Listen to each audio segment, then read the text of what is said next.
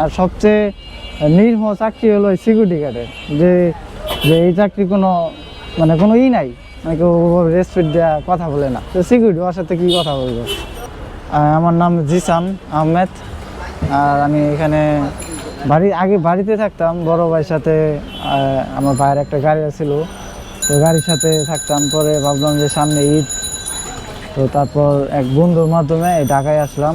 আইসা কোনোভাবে চাকরি আর পাইলাম না, লাস্টে বন্ধুর মাধ্যমে একটা চাকরি পাইলাম। এই তার চাকরিটা সিকিউরিটি গার্ডের। তো এখন এই চাকরি আসলে করছি, কোনো কিছু পারি নাই, তার জন্যই করলাম।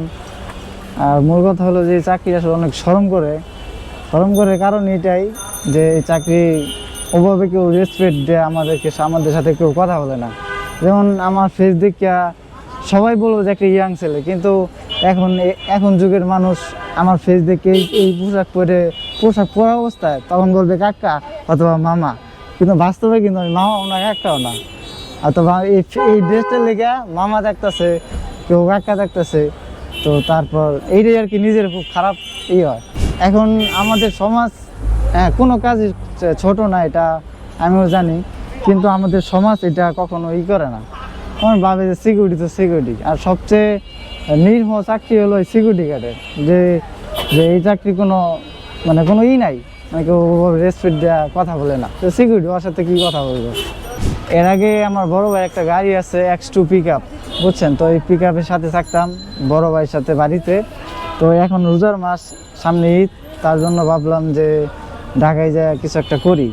তো টাকা পয়সা তো সবসময় বাপ মার কাছে চাওয়া যায় না, একটা নিজের একটা খরচ আছে।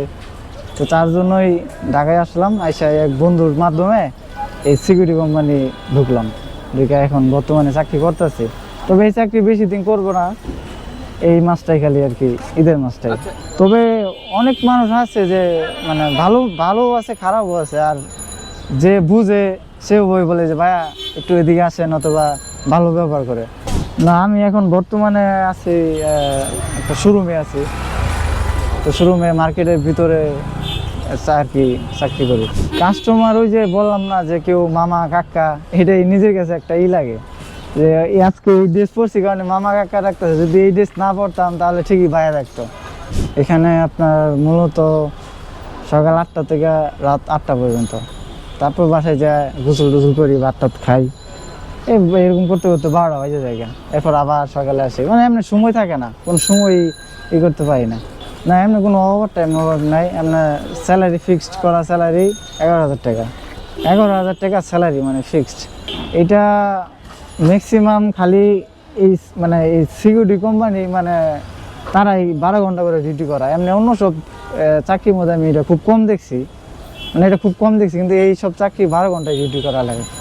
আর কোনো কাজ আমি এখন পাইতেছি না, সেক্ষেত্রে তারা আমাদেরকে নিয়ে, মানে আমগরকে নিয়ে ওই বড় বড় অফিসে দেয়, বিল্ডিংয়ে দেয়, মানে আমাদেরকে তারা বেচে। তো বেচে কারণ আমরা কোনো সময় যদি চাকরি যখন না পায়, তখন মানুষ বাধ্য হইয়া এইসব কাজে, এইসব মধ্যে ঢুকে। আমার মনে হয় যে আমার যে কোম্পানি আছে, মানে আমাদের যে সিকিউরিটি যারা কোম্পানি আছে, তারা কিন্তু এই টাকাটা ঠিকই নেয়, কিন্তু আমগরে ওই টাকাটা দেয় না। ঠিকই আমরা ডিউটি করি, কাম করি, কিন্তু আমাদের ওই টাকাটা আর দেয় না।